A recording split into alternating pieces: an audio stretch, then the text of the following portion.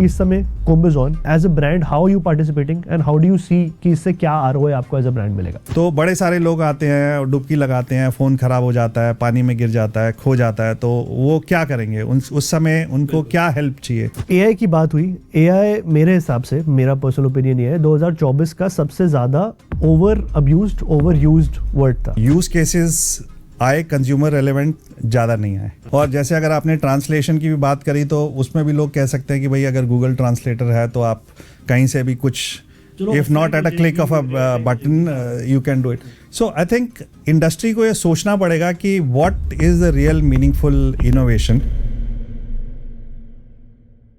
So hello and welcome to another episode of Tech Unfiltered with Konark. आज के podcast के अंदर I've got with me Mr. Ravi from HMD. Ravi, welcome to the show. Thank you. Kumbh का time है and 2025 का just start है, तो इस पॉडकास्ट में आज हम बहुत ही कैजुअल रिलैक्स वे में बात करने वाले हैं। HMD ने क्या किया, एक रिपोर्ट कार्ड लास्ट साल की, और अगले साल क्या क्या नए प्लान्स आपके हैं, क्या क्या नई चीज़ें आप लाने वाले हैं। एंड अभी जो कुंभ चल रहा है उसके अराउंड इतनी ज़्यादा इंटरेस्ट इंटरनेट पे जो चल रहा है, तो ऐसे में हाउ यू पार्टिसिपेटिंग देयर, इन सारी बातों के ऊपर आराम से आज डिटेल में बात करेंगे। आई होप आप अच्छा टाइम निकाल के आ जाए। बिल्कुल बिल्कुल। तो रवि, सबसे पहले लास्ट ईयर की थोड़ी सी बात करते हैं। 24 आई सॉ आपने MWC के अंदर हमें काफ़ी इनोवेशंस दिखाई थी। वहाँ पे एक बारबी फ़ोन आया था, उसके बाद साल ख़त्म होते होते आपने एक मॉड्यूलर फ्यूजन फ़ोन लॉन्च करा इंडियन मार्केट में, जिस पे काफ़ी अच्छा इंटरेस्ट हमें ऑनलाइन भी जो हमारे व्यूअर्स हैं उससे दिखा है, और आपको भी उसकी अच्छी सेल्स दिखी है। तो क्या था डिफरेंशिएटिंग फैक्टर 2024? तो आपने बोला 2024 की रिपोर्ट कार्ड की बात करेंगे, तो मैं बड़े आराम से कह सकता हूँ कि 2024 में हम अव्वल नंबर से पास हुए हैं। हमारा प्रदर्शन बहुत ही अच्छा रहा।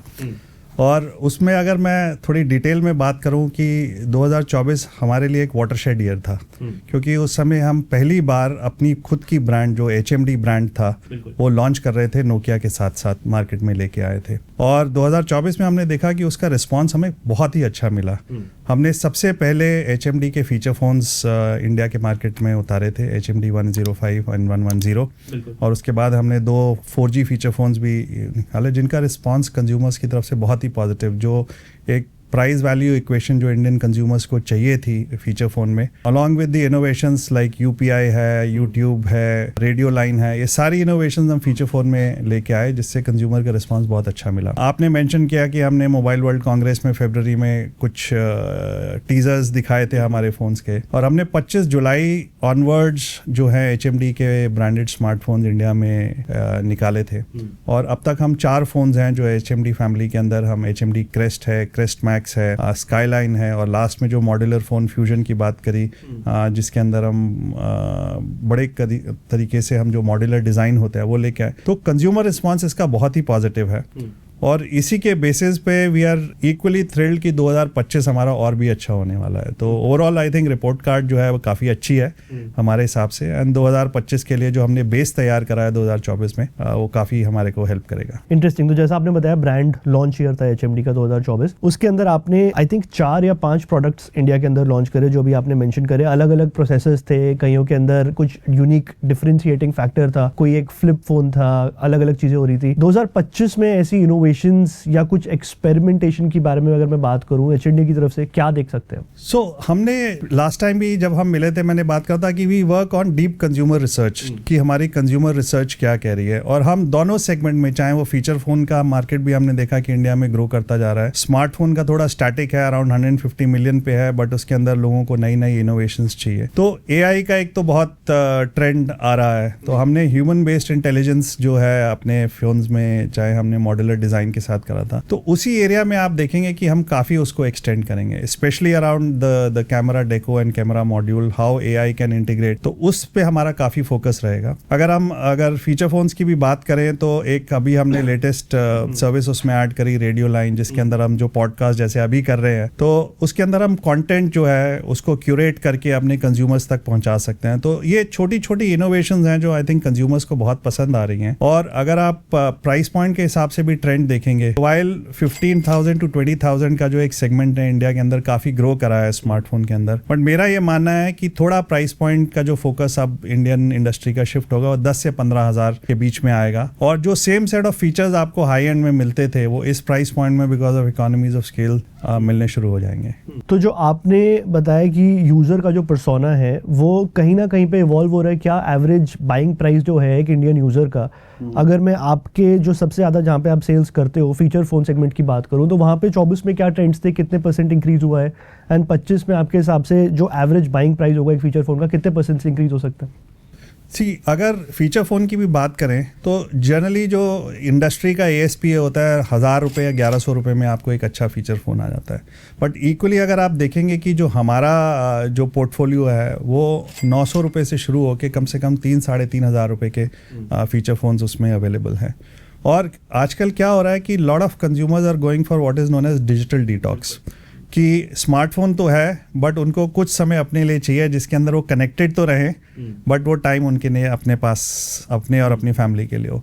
तो आई थिंक हमने ये ट्रेंड डिजिटल डिटॉक्स का एक ऑब्जर्व किया है जो कि और पॉपुलर होने जा रहेगा जैसे जैसे हमारा यूजेज स्मार्टफोन का बढ़ता जा रहा है। Equally there is a trend to stay away from that phone. While there are obviously benefits, there are certain perils of using a smartphone जहाँ पे ये फीचर फोन्स बहुत अच्छे तरीके से आ सकता है। तो अगर मार्केट की ग्रोथ की बात करें तो अगर किसी भी आप इंडस्ट्री डेटा एनालिटिक्स को देखेंगे तो वो प्रिडिक्ट करता है कि मार्केट डिक्लाइन कर रहा है। बट अगर आप 3 साल का रियल डेटा निकाल के देख लेंगे तो मार्केट जो है कम से कम मेरे हिसाब से 20 से 30% ग्रो कर रहा है, और मेरा ये मानना है कि 2025 में ये मार्केट फीचर फोन का और ग्रो करेगा। जहाँ तक स्मार्टफोन की बात है, मार्केट भले ही स्टैटिक रहे, अराउंड 150-160 मिलियन के बीच में प्रिडिक्शन होता है कि सेल होगी, बट गिवन द फैक्ट कि इनोवेशंस आ रही हैं और ASP बढ़ रहा है, और ASP बढ़ने का कारण एक तो है कि जो अच्छे अच्छे फीचर्स हैं वो थोड़े लोअर प्राइस पॉइंट पे अवेलेबल है, सो कंज्यूमर्स उसको पसंद कर रहे हैं।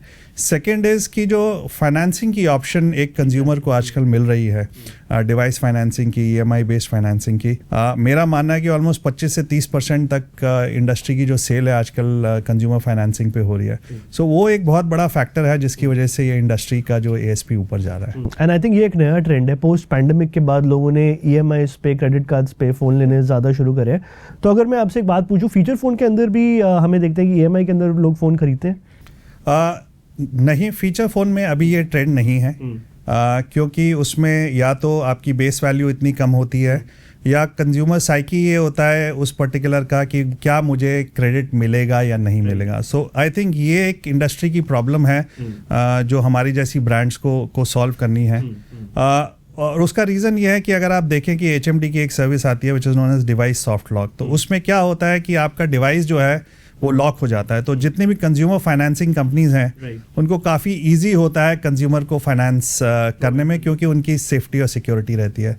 बट ये टेक्नोलॉजी जब भी हम फीचर फ़ोन में लेके आ पाएंगे तो मेरा मानना है कि आई थिंक फीचर फ़ोन में भी ये ट्रेंड काफ़ी बढ़ जाएगा। तो हो सकता है HMD सेल्फ फाइनेंसिंग या ऐसा कोई प्लान है कि अपना ही एक फाइनेंसिंग विंग हो जो फीचर फोन्स के अंदर फाइनेंसिंग प्रोवाइड कर सके कस्टमर? अभी तो हमारी जो एफर्ट्स है वो ये हैं कि जो हमारी जैसे डिवाइस लॉक की टेक्नोलॉजी है जो हम स्मार्टफोन में अपनी ब्रांड के लिए या कोई भी ब्रांड उसको यूज़ कर सकता है, उसको कैसे लेके आए।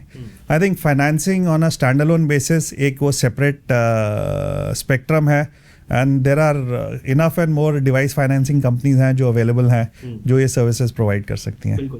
आपने एक बात बोली कि एनालिस्ट कह रहे हैं, रिपोर्ट्स कह रहे हैं कि मार्केट डिक्लाइन करेगा इस साल। मैंने भी ये सारी रिपोर्ट्स बहुत डिटेल में स्टडी करी हैं, बट मेरा स्टैंड भी कहीं ना कहीं पे आपकी तरह बुलिश है मार्केट की तरफ, कि मेरे हिसाब से मार्केट तो ग्रो करने वाला है, बट इसके पीछे आपके कॉन्फिडेंस क्या है और रीज़न क्या है जिस पे आप ये बिलीव कर पा रहे हैं?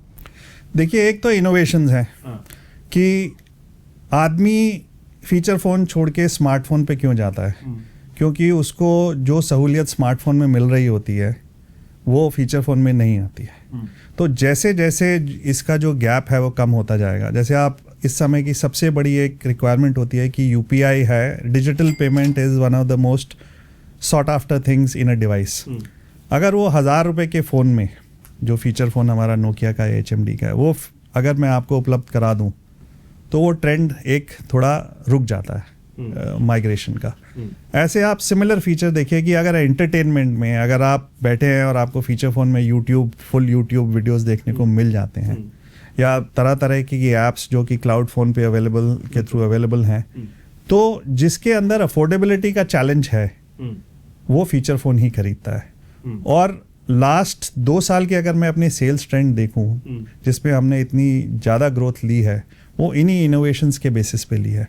सो मेरा मानना ये है कि हम ये इनोवेशंस लेके आते रहेंगे और उसमें ग्रोथ आती रहेगी। प्लस जो मैंने आपको डिजिटल डिटॉक्स वाला बोला कि एक ऐसा सेगमेंट भी है जिसके पास स्मार्टफोन है फिर भी वो फीचर फ़ोन खरीद रहा है एज अ सेकंड फ़ोन, वो सेगमेंट बहुत ग्रो करेगा। बट क्या वो एक बिजनेस केस बन सकता है? डिजिटल डिटॉक्स की जो ऑडियंस है, अगर उसकी आपने आई एम श्योर स्टडी करी होंगी, नंबर्स निकाले होंगे, कितने % ऐसे लोग हैं जो डिजिटल डिटॉक्स को इतना सीरियसली ले रहे हैं, and will that make a business case for you guys? See, हमारे लिए बिजनेस केस की ज़रूरत नहीं है क्योंकि हम इस बिजनेस में अभी ऑलरेडी हैं। बट ये जो ट्रेंड है वो चीज़ होती है, धीरे धीरे स्टार्ट होती है and then it reaches an optimum level where people feel the need.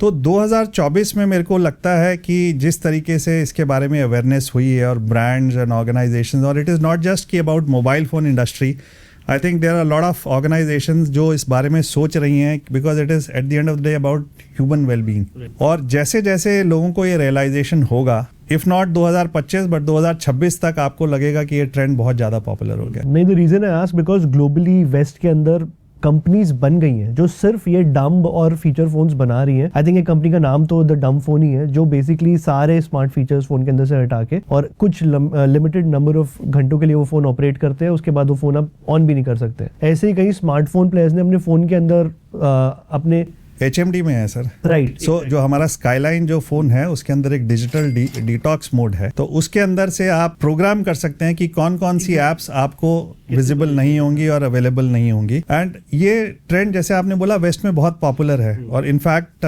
HMD के अंदर ही हमने एक अपनी सेपरेट बिजनेस लाइन बनाई है which is known as kids and family vertical. और अभी थोड़े दिनों पहले हमने जो यूरोप में one of the leading players इस सेगमेंट में एक्सप्लोरा, उसके साथ भी अपना अनाउंस किया था टाई अप, जो स्पेशलाइज सिर्फ किड्स और फैमिली फोन के लिए करते हैं, जिसमें ये सारे फीचर्स जो आप बोल रहे हैं वो ऑलरेडी अवेलेबल होते हैं। मैंने बिजनेस केस इसलिए पूछा था आपसे कि क्या ऐसा एक्सपेक्ट कर सकते हैं कि यार आईफोन बोले, एप्पल बोले या सैमसंग बोले एकदम से कि यार ये तो एक बहुत बड़ा मार्केट है जो नया क्रिएट हो रहा है, 24 में ट्रेंड्स देखे 25 में बड़ा होगा, तो हमको भी ऐसे फोन्स बनाने चाहिए जो बिल्कुल ही एकदम से स्मार्टफोन से हटके डम फोन वाली कैटेगरी में आ जाए। सर हमें तो रियलाइज हो गया है, इसलिए हम उस डायरेक्शन में चल पड़े हैं। बट आई एम श्योर जैसे जैसे ये जागरूकता इसके बारे में बढ़ेगी, और मैं खुद भी देखता हूँ कि कल बड़ा अच्छा कोट किसी का मैंने देखा कि दिन में 2 घंटे हम दूसरों की लाइफ में क्या हो रहा है वो देखने में वेस्ट कर देते हैं, बल्कि अपने आप पे फोकस करने में। सो I think the sooner people start realizing it, I'm not saying it will be a complete replacement, क्योंकि उसके बहुत फायदे हैं। You can't live without a smartphone. So idea ये नहीं है कि वो खत्म हो जाएंगे, बट इक्वली आप चाहे स्मार्टफोन में डिजिटल डिटॉक्स है या फीचर फोन के ट्रेंड्स आप ऐसे लेके आए, कहीं ना कहीं ये जाके मार्केट मैच्योर होगा। तो रवि, आपकी जो ऑफलाइन मार्केट में पकड़ है एक तरीके से HMD की, वो I think one of the best है, राइट? एंड आप HMD.com के ऊपर भी अपने प्रोडक्ट सेल करते हैं, प्लस आपके जितने रिटेल पार्टनर्स ऑनलाइन है वहाँ पे भी आपके प्रोडक्ट सेल होते हैं। तो जो हमने ट्रेंड्स देखे हैं पोस्ट पैंडेमिक, चीज़ें कभी ऑफलाइन ज़्यादा बिक रही हैं, ऑनलाइन ज़्यादा बिक रही हैं, तो 25 में आपके हिसाब से क्या ट्रेंड्स रहने वाले हैं? ऑफलाइन का ज़्यादा जोर होगा फिर से जहाँ आपकी स्ट्रॉन्ग पकड़ ऑलरेडी है, या ऑनलाइन के अंदर भी ग्रोथ दिखेगी? देखिए, दोनों की अपनी अपनी स्पेशलिटी हैं और हम ओमनी चैनल स्ट्रैटेजी फॉलो करते हैं। आपने जैसे बोला कि हमारी ऑफलाइन पे पकड़ बहुत अच्छी है क्योंकि हमारे क्लोज टू 1000 डिस्ट्रीब्यूटर्स हैं, हमारे मोर देन 1 लाख रिटेलर्स हैं जो हमारा प्रोडक्ट रिटेल करते हैं। ऑफलाइन में there are certain segment of society which are more prone to buying in offline because of the discount, but brands के लिए ये जो challenge आता है कि आप price parity कैसे maintain करेंगे, and one of the reasons for consumers going to online is on the price। तो अगर तो price parity same रहती है तो ये level playing field रहता है, और अगर price की variation होगी तो आप देखेंगे कि online का trend थोड़ा ज़्यादा होगा। जहाँ तक HMD.com है, I think I view it as our brand channel, and कि anything to do with HMD has to be visible and known, and if people or consumers want to buy there has to be available there. तो वो एक अपना role play करेगा, but I think majority of as a sales channel अगर आप देखेंगे तो online और ऑफलाइन दोनों ही आई थिंक 2025 और उसके बियॉन्ड काफ़ी चलेंगे। इंटरेस्टिंग। लेकिन तो आपने बताया जैसे ऑफलाइन पे आपकी काफ़ी अच्छी पकड़ है, नंबर्स भी वही दर्शाते हैं। मेरी काफ़ी सीईओ से बात होती है, पॉडकास्ट पे भी बहुत लोग पहले आए हुए हैं, तो ऑफलाइन ना सबके लिए बहुत ट्रिकी रहता है, क्योंकि अब if you don't speak as a spokes person of HMD, distributors के साथ काम करने में बहुत सारे लोगों ने ये बोला है कि यार कई बार मार्जिन कहीं से ज़्यादा आ रहा होता है, कहीं से कम आ रहा होता है, तो वो ऑफलाइन लास्ट मोमेंट पे उसको पुश करना ज़्यादा शुरू कर देते हैं। तो आप वो चीज़ कैसे मैनेज कर पाते हो डिस्ट्रीब्यूटर की? देखिए, that is a day's job as far as sales is concern कि कभी कोई मार्केट में कंपटीशन नया प्रोडक्ट दे देगा, कभी स्कीम दे देगा, कभी प्राइस दे देगा, तो you have to be on your job 24/7। इसका मतलब ये नहीं है कि that everyone comes to a lowest level, कि कल किसी ने डिस्काउंट दिया हम फिर जाके डिस्काउंट दे देंगे, ऐसा नहीं होता अमूमन। And brands play to their strength. So ये ट्रिकी चीज़ है, but it is about how do you engage with your retailers, how do you engage with your partner, consumer का ट्रैक्शन ब्रांड के लिए कैसा आ रहा है। तो इट इज़ खाली ये नहीं है कि सिर्फ डिस्ट्रीब्यूशन का ही काम है, तो मल्टीपल चीज़ों पे काम होता है। Eight the end of the day अगर पार्टनर को लगता है कि उसको ROI इस ब्रांड से अच्छा आ रहा है, तो आपका बिजनेस अच्छे से करता है। Right, interesting. एक चीज़ और आपने अभी मेंशन की कि कम्युनिटी डीलर्स की किस तरीके से क्रिएट करते हैं। एक बड़ी इंटरेस्टिंग चीज़ मैंने अभी HMD की देखी।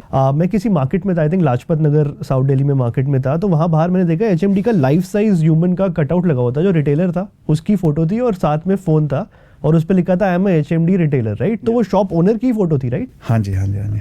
तो ये एक इंटरेस्टिंग, हम लोगों से फीडबैक लेते रहते हैं अपनी सेल्स टीम से, कि एक तो ब्रांड मार्केटिंग करते हैं, बट एट रिटेल लेवल हमारा कैसे एंगेजमेंट जो है रिटेलर्स के साथ बढ़ सकता है। तो हमारे एक सेल्स मैनेजर ने ही आइडिया दिया था कि ऐसा आप अगर कटआउट आप बना लें जिसके अंदर जो शॉप ओनर है उसी की फोटो होगी, तो उसके बड़े फायदे थे। उसने और पॉडकास्ट है तो मैं बता सकता हूँ, कहते हैं वो कभी आपको गंदा नहीं मिलेगा। रोज उसकी सफाई होगी, दुकान में सबसे आगे रहेगा, सबसे प्रोमिनेंट पोजीशन पे रहेगा। तो आइडिया बड़ा अच्छा लगा और हमने अपने काफी जो रिटेलर्स थे उनके उसमें लगाया। और आजकल तो एक नया ट्रेंड आ गया उनका भी, कि रिटेलर्स का अपना खुद ऑनलाइन चैनल है, तो वो जाके इंस्टा पे और खुद अपने पॉडकास्ट करते हैं और नए नए तरीके से कंज्यूमर्स को अपने शॉप में अट्रैक्ट करते हैं। बट इसका हमें काफी अच्छा फीडबैक मिला कि ऐसी चीज थी भरे हुए मार्केट में स्टैंड आउट कर रही है, ऑफ कोर्स, क्योंकि एक दुकान पे 50 ब्रांड बिक रहे हैं, बट दुकान एंटर करते ही स्टार्टिंग में इतना बड़ा HMD की ब्रांडिंग और वो सजा के, जैसा आपने बताया, खुद की फोटो लगी हुई है, तो उसे तो कभी गंदा करेगा ही नहीं। तो नहीं, आई think that was a very smart move. तभी रैंडमली मेरे को स्ट्राइक भी कर गई वो एक शॉप के अंदर। आई थिंक यही चीजें होती हैं, आई थिंक जो डिफरेंशिएटिंग फैक्टर होता है किसी भी ब्रांड के लिए ऑफलाइन में ज्यादा प्रोमिनेंट होने के लिए। ठीक है रवि, तो अब आई थिंक कुंभ की बात जो मैंने पॉडकास्ट के स्टार्टिंग में करी थी, क्योंकि इस समय कुंभ इज ऑन एंड काफ़ी ज़्यादा ट्रैक्शन हम देख रहे हैं, ऑनलाइन हो ऑफलाइन हो, हमारा प्रिंट का जो न्यूज़पेपर है या ऑनलाइन सोशल मीडिया हैंडल्स है, इट्स बजिंग। कुछ भी कंटेंट जाता है कुंभ का तो वो ट्रेंड करने लग जाता है। You as a brand, you have been present there. आपने मुझे बताया पॉडकास्ट से पहले कि आप खुद इन पर्सन भी वहाँ पे गए थे, you did all the on ground activation and everything. क्या आपके हिसाब से डिफरेंशिएटिंग फैक्टर है इस साल के कुंभ में, and as a brand how you participating and how do you see कि इससे क्या ROI आपको एज अ ब्रांड मिलेगा? क्योंकि इस बार का जो कुंभ है वो महाकुंभ है, वो 144 साल में आया है, तो हमारे जनरेशन की लाइफ टाइम में तो आई थिंक ये एक ही बार होगा। और जो गवर्नमेंट के भी प्रयास हैं I think to make it a very efficient Kumbh, और जिस तरीके से अरेंजमेंट्स हुए हैं, क्योंकि इस कुंभ के सिलसिले में मैं काफ़ी गवर्नमेंट मशीनरी से भी मिला और उनसे बात करी, तो जिस तरीके की आई थिंक प्रिपरेशन इस टाइम हुई है कि जितने श्रद्धालु वहाँ जाएंगे, और करीब 40 करोड़ की बात कर रहे हैं कि 40 करोड़ लोग वहाँ पे आएंगे, तो it is a mammoth exercise. See HMD की ब्रांड की तरफ से of course it is a place जो हमारे जो कंज्यूमर्स हैं वहाँ आएंगे, पूरे इंडिया से आएंगे, ग्लोबली आएंगे। स्पेशली अगर मैं फीचर फोन की बात करूँ तो बहुत ही रेलेवेंट कंज्यूमर्स जो है, और ऐसा नहीं है कि कुंभ सिर्फ प्रयागराज से ही रिलेटेड है, पूरे भारत के हर कोने से वहाँ पे लोग आते हैं। तो हमने अपनी ब्रांड की विजिबिलिटी एक तो वहाँ काफ़ी बढ़ाई है, बट यही नहीं कि खाली ब्रांड की विजिबिलिटी एक पैरामीटर था। हमें लगा कि वहाँ पे हम कंज्यूमर्स के लिए और क्या कर सकते हैं। तो बड़े सारे लोग आते हैं, डुबकी लगाते हैं, फ़ोन ख़राब हो जाता है, पानी में गिर जाता है, खो जाता है, तो वो क्या करेंगे, उस समय उनको क्या हेल्प चाहिए। तो हमने बड़े सारे प्रयागराज में कैंप्स भी लगाए हुए हैं, जहाँ हमारे जो केयर नेटवर्क विभाग के लोग हैं वो बैठते हैं और वहाँ पे अगर किसी भी ब्रांड का फ़ोन हो, अगर उन्हें कोई हेल्प चाहिए फ़ोन रिपेयर करने में, तो वो वहाँ अवेलेबल है। हमने वहाँ लोनर डिवाइसेस भी रखे हुए हैं कि भाई कोई ऐसा फ़ोन है, क्योंकि लोग वहाँ जनरली एक दिन के लिए नहीं जाते, 40-45 दिन जब तक कुंभ चलता है वहाँ रहते हैं, तो उनको अगर क्या कहते हैं लोनर फ़ोन चाहिए जब तक उनका फ़ोन ठीक हो रहा है, तो वो भी सुविधा हम वहाँ प्रोवाइड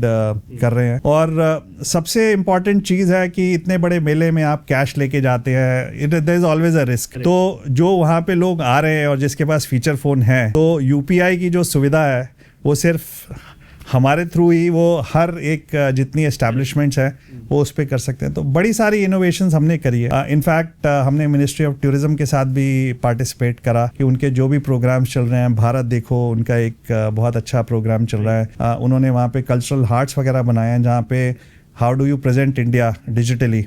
तो मेरा एक अपना ही क्रिएटेड स्लोगन है, मानवता और डिजिटल विकास का अनूठा संगम HMD। तो वो एक उस के तहत हम काफ़ी चीज़ें वहाँ पे हम पेश कर रहे हैं जो मुझे लगता है कि कंज्यूमर से काफ़ी कनेक्ट करें। इंटरेस्टिंग। तो कुंभ के मेले में अगर किसी का फ़ोन खो जाए इस साल, तो वो HMD का बूट ढूंढ ले, वहाँ से जाके लोनर फ़ोन ले ले आराम से। देखिए दो चीज़ें हैं, अगर आदमी खो जाए तो पुलिस स्टेशन जाए, वहाँ पे भी हमारी ब्रांडिंग मिलेगी। मुझे मेरे चेयरमैन ने पूछा था कि भाई आप यहाँ क्यों ब्रांड कर रहे हैं, तो मैंने उनको बोला कि बचपन से ही हमने देखा कि लोग कुंभ के मेले में ही खोते हैं और वो पुलिस स्टेशन जाते हैं, तो हमारी ब्रांड वहाँ पे भी विजिबल है।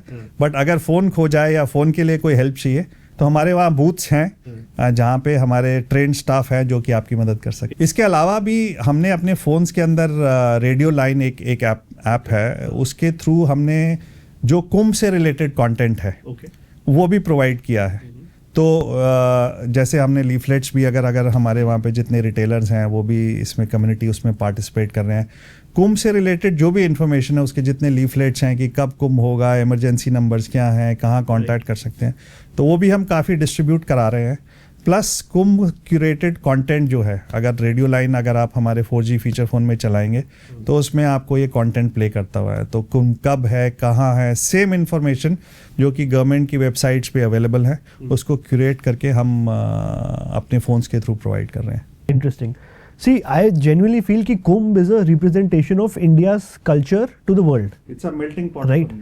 तो ऐसे में जब आपने ये डिसीजन लिया होगा कि हम एक्टिवली इन्वेस्ट करेंगे कुंभ के अंदर, so was it more to do with a ROI sort of a situation कि यार हमें इतने नंबर ऑफ आईबॉल्स मिल जाएंगी, या फिर was it more to do कि यार नहीं हम इंडिया के साथ एसोसिएट करना चाहते हैं और जो रियल हार्टलैंड है, जो हमारी बेल्ट है जहाँ पे फीचर फ़ोन के बायर्स प्रॉबेबली कभी हो या ना हो, बट फिर भी एक इंडिया के कल्चर से एसोसिएट कर रहे हैं, तो थॉट क्या था इसके पीछे, जो ब्रॉडर थॉट?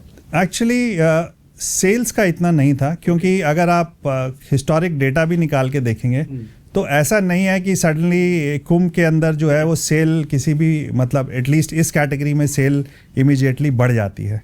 हमारा उद्देश्य दूसरा था, क्योंकि HMD एक फीचर फ़ोन या स्मार्टफोन में एक नई ब्रांड है, तो इंडिया से हम कैसे कनेक्ट करें उसको, तो उसी को मद्देनज़र रखते हुए हमने ये डिसीजन लिया था। And it is not about कि प्रयागराज में क्या हो रहा है, पूरी इंडिया से लोग वहाँ आ रहे हैं तो वो हमारी ब्रांड्स के साथ कनेक्ट कर सकते। Interesting. So Ravi, you've been associated with the brand काफ़ी टाइम से, एंड लास्ट साल काफ़ी बड़ा एक जंप था बिकॉज नोकिया की जगह HMD ब्रांडेड फोन्स पुश करे जा रहे हैं, राइट? नाउ नोकिया एक ऐसा ब्रांड रिकॉल था इंडियन मार्केट में, अभी भी है ऑफ कोर्स, कि आप कुंभ जैसी जगह में चले जाओ या फिर आप लद्दाख चले जाओ या आप कन्याकुमारी चले जाओ, गोवा चले जाओ, हर बंदे को नोकिया की अवेयरनेस बहुत ज़्यादा है, right? Now does that play to your advantage जब यूजर को ये पता चलता है कि HMD नोकिया सेम ही है या नोकिया को इंडिया में HMD ही बना रहा था, तो उसके बारे में आपका क्या पॉइंट ऑफ व्यू? देखिए, आपने बिल्कुल बोला, नोकिया एक आइकॉनिक ब्रांड है। मेरे को नहीं लगता कि कंज्यूमर्स बहुत ऐसे होंगे, ऑफ कोर्स जेन जी का मैं ज़्यादा नहीं कह सकता, बट ऐसे कंज्यूमर्स जिनको नोकिया के बारे में अभी भी नहीं पता होगा। It's a very good conversation starter and lot of people have memories around that brand and we continue to bring the innovative product still to the market. हम कंज्यूमर को या अपने जो पार्टनर्स हैं उनको यही बताते हैं कि it is coming from the same house. Okay, काफ़ी लेवल पे हमने उसका इंटीग्रेशन किया है कि अगर आप आज भी नोकिया का फ़ोन को उठा के देखेंगे तो उसमें आप फ्रंट में आपको नोकिया का ब्रांड नज़र आएगा, पीछे HMD का, so that there is no confusion that ये कहाँ से आ रहा है ब्रांड। अगर आप उसको बूट अप करते हैं तो नोकिया के बूट अप स्क्रीन के बाद उसमें HMD का आता है, ठीक है? So clearly the idea is to convey कि जो same quality standard, same robustness, same longevity what you expect in Nokia, वो आपको HMD फ़ोन में भी मिले। एंड यू नो काफ़ी सारे लोग ऑफ कोर्स जो लेमैन हैं जिनको बहुत चीज़ें इतनी डिटेल में समझ नहीं आती है, बहुत लोग मुझसे भी ये पूछते हैं, हमें ट्विटर पे भी देखने को मिलता है, यूट्यूब कमेंट्स में भी दिखता है, वाई HMD? इसके पीछे का रीज़न क्या है? क्या नेटवर्क से कुछ डिफ्रेंसिएशन होता है, या फिर नोकिया नेटवर्क्स एक अलग वो बन गया था, या HMD पे शिफ्ट क्यों किया, नोकिया ब्रांड को रिटेन क्यों नहीं किया? सो नोकिया ब्रांड अभी भी है, और हम उसके प्रोडक्ट्स, आइकॉनिक प्रोडक्ट्स निकालते रहे। सो कोई कंफ्यूजन नहीं होना चाहिए कि हम नोकिया के प्रोडक्ट्स नहीं लेके आ रहे, नोकिया के प्रोडक्ट्स आ रहे हैं, साथ में हमने HMD ब्रांड को भी ऐड करा। तो हमने एक स्ट्रैटेजी 2023 एंड 2024 में सोची थी कि किस कंज्यूमर को किस जगह क्या क्या चीज़ें चाहिए और कौन सी ब्रांड उसको किस लेवल तक वो प्रोवाइड कर सकती है। उसके तहत हमें लगा कि there is a certain level of innovation और association which is linked to Nokia brand, okay, and considering the brand values of that particular segment we cannot deviate, but how do you capture the other segment which is not falling into this category? Okay. And उसका भी हमें है कि बड़े सारे ऐसे लोग हैं जिनको एक डिफरेंट सेट ऑफ वैल्यूज और ब्रांड वैल्यूज चाहिए, and specially for the people who have not been initiated to Nokia brand. So अगर आप अब तो खैर जेन जी के आगे भी जेन बीटा आ गया है, मतलब स्टार्टिंग 1st of January. तो with the consumer shift in their understanding of what each brand means, we felt that there is a need for a separate brand. So इसीलिए whatever is the best of Nokia, we continue to bring that. Plus equally जो segment जिसमें हम present नहीं थे, उसके लिए हम HMD brand लेके आए। Interesting, because the reason I ask this is because इतना सारा क्लटर मार्केट के अंदर, smartphone market, I think around 25 brands more or less operational है इस समय। तो वहाँ पे ब्रांड आइडेंटिटी क्रिएट करना, कम्युनिटी क्रिएट करना is the biggest challenge for any brand. चाहे आप ऊपर की बात करें, फ्लैगशिप की, मिड टीयर की बात करें या एंट्री लेवल की बात करें, तो वो रिकॉल की जो वैल्यू एक तरीके से एप्पल ने टॉप लेवल पे करा हुआ है, सैमसंग ने बीच में किया हुआ है, Nokia had that recall factor. I am sure ये बहुत लंबी डिस्कशन और बहुत चीज़ें इसके पीछे गई होंगी, चीज़ें जो आप शेयर भी नहीं कर सकते हैं, और बहुत सारी चीज़ें हैं जो कस्टमर्स को समझ भी नहीं आएंगी। तो it's understandable, that was my reason for asking this question. Now moving on, 2025 की अगर हम जो बात जिस पे हम करना चाहते हैं, HMD की तरफ से बताइए क्या धमाकेदार चीज़ें आने वाली है, एंड कस्टमर्स जो देख रहे हैं इस समय उनको क्या वेट करना चाहिए, कौन सा राइट टाइम होने वाला है फ़ोन बाय करने का, और क्या इनोवेशन आ सकती है आपकी तरफ से? देखिए, जो हमने 2024 में अपनी जर्नी स्टार्ट करी, that innovation cycle is going to continue at a much faster pace. तो सेगमेंट्स जो एक्सप्लोड करेंगे मेरे हिसाब से वो 10 से 15 हज़ार का, जैसे मैंने बताया कि स्मार्टफोन का ऐसा सेगमेंट है जो कि फीचर्स 15 to 20K में आपको मिलते थे। Probably they will take a lower price point. I think that is something to watch out for consumers. Increasingly trend हमें ये नज़र आ रहा है कि जो मेमोरी स्पेस है उसको 2GB, 4GB, 6GB, now even 6GB is also becoming redundant. People need more and more memory space to do that. I think ये वाले trends आपको, and then AI around the camera of what all you can do with your smartphone and camera, that innovation is definitely going to come through. I think what people are in the lower segment, especially around feature phones, are looking for more durability, bigger battery, probably a phone which can cater to their music requirement, because especially in rural India, they need loud voice, bigger battery, and they need more form of entertainment. And especially if it's something can be used as a community music device, if it is being played, I think that's something which our research shows, and a lot of action around that. Globally, अगर मैं trends को देखूं तो device financing की जैसे मैंने बात करी, that is going to become even bigger. और एक particular segment है जो कि अभी बहुत niche है, which is what we call as secure devices, okay, which is not only for a general consumer, but अगर मैं B2B या B2B/G की बात करूँ गवर्नमेंट का, तो उसमें they need secure devices which are end to end encrypted and secured down to the software and kernel level. ये एक बहुत बड़ा सेगमेंट है जो over a period of time, because हर कंज्यूमर को अपना डेटा, अपना फ़ोन सिक्योर चाहिए, and that is a segment in next 2 to 3 years which is bound to grow.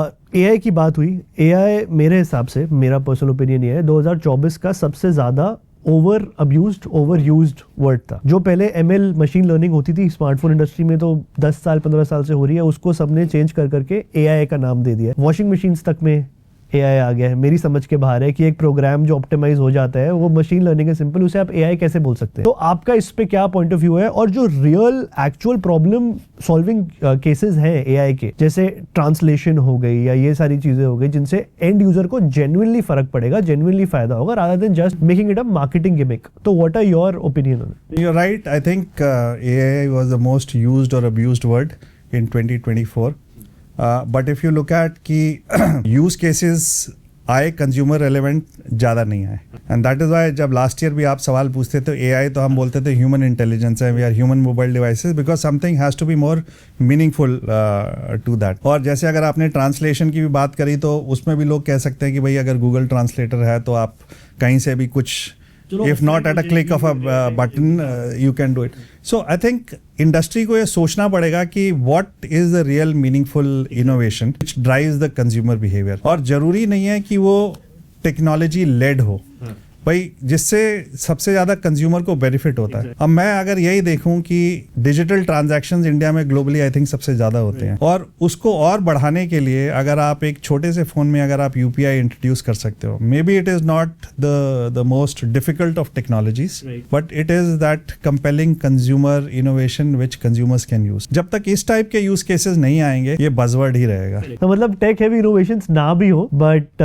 Actual user को meaningful simple innovation can also be, and AGI, जैसा आप बोल रहे हो ह्यूमन इंटेलिजेंस, तो AGI is also a new term which is coming up, artificial general intelligence. तो वही human वाली बात इसके अंदर जो हो गई कि ह्यूमनाइज कैसे हो सकता है, एंड यूजर को फायदा कैसे हो सकता है, दैट्स द मेजर टॉप। अभी लास्ट ईयर एक और इंटरेस्टिंग चीज मैंने ऑब्जर्व करी थी, आपने काफी डिफरेंट प्रोसेसर मेकर्स के साथ काम किया। आपके पास क्वालकॉम का चिप भी था, आपके पास यूनी SoC का चिप भी था, आपके पास आई थिंक MTK मीडियाटेक का चिप भी था। जब आप अपने रिपोर्ट कार्ड की बात करते हैं तो आप अपनी सेल्स फिगर्स देखते हैं या यूजर सपोर्ट देखते हैं या फिर फेलियर रेट्स देखते हैं, इन चीजों के अंदर प्रोसेसर का कितना फर्क पड़ता है, एंड आपका एक्सपीरियंस किसके साथ काम करने में ज्यादा बेटर रहता है? देखिए सबसे ज़्यादा इन्वॉल्व कोई अगर कैटेगरी है कंज्यूमर के लिए तो स्मार्टफोन है, बिकॉज 24/7 सब उसी के साथ रहते हैं। तो एटलीस्ट जो कंज्यूमर खरीद रहा है वो बहुत ही इवॉल्व और इन्वॉल्व कंज्यूमर है जो पूरा रिसर्च करके आता है। प्रोसेसर उसके टॉप 2 या 3 उसके बाइंग क्राइटेरिया और डिसीजन में होता है। अब उसका एक्चुअल प्रोसेसर का यूजेज क्या है क्या नहीं है, but they will go by a certain brand name with the assumption that this processor is good, perception के ऊपर बनाता है। तो हम हर एक के साथ बोला कि हम कॉलकॉम के साथ भी हैं, मीडियाटेक के साथ भी हम यूनी SoC, और बल्कि हमने तो जो अपनी जो HMD की जो रेंज थी वो यूनी SoC के साथ लॉन्च हुई थी, और हमें काफी फीडबैक भी मिला था इन टर्म्स ऑफ कि व्हाट इज द परसेप्शन। और हमारा ये रहता है कि हम अपने क्वालिटी पैरामीटर्स टेस्ट करके डिफाइन करके हर एक प्रोडक्ट को टेस्ट करते हैं, और हमें एक certain minimum level of quality deliver करनी होती है जिसके नीचे हम नहीं जाते, irrespective what processor is, depending on what is the consumer need, price point required, functions required. भाई अगर एक हैवी ड्यूटी गेमिंग फोन है और उसका प्राइस पॉइंट भी उस हिसाब से है तो हमें एक we will be naturally tend to go towards one side of the processing story.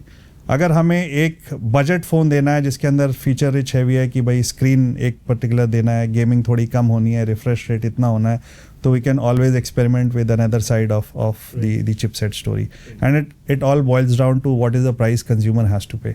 But इसमें किसी में भी ये नहीं होता कि जिस क्वालिटी पैरामीटर को हम डिफाइन कर चुके हैं उस पर कॉम्प्रोमाइज़ होगा। और अगर आप उसमें आप अपने टेस्ट इंडिपेंडेंट टेस्ट करा लें, आप Antutu स्कोर्स देख लें, तो सब में आपको मिलेगा कि the processors are performing to what to they expect. Of course online में कई बार फीडबैक आता है, कईयों का अच्छा आता है, कई बार लिखते हैं लोग कि नहीं ये मेरे को इसका पसंद नहीं आया, but clearly I think quality standards में कोई भी फेल नहीं करता। और बिल्कुल कई बार तो ये होता है कि आप जैसे इनोवेशन लें, जैसे अब जब हमने क्रेस्ट लॉन्च किया था तो हमने एक प्रोसेसर पहली बार इंट्रोड्यूस किया था, तो हमें काफ़ी उस समय फीडबैक आया था, आपकी और मेरी भी बात हुई थी, आपका भी फीडबैक आया था। बट अभी आप 6 महीने बाद उसी प्रोसेसर को देखेंगे तो कितने सारे ब्रांड सेम प्रोसेसर यूज़ कर रहे हैं मार्केट में। एटलीस्ट 3 ब्रांड्स को तो मैं जानता हूं जिन्होंने वो same processor, because they realized कि the processor is optimized for this kind of work.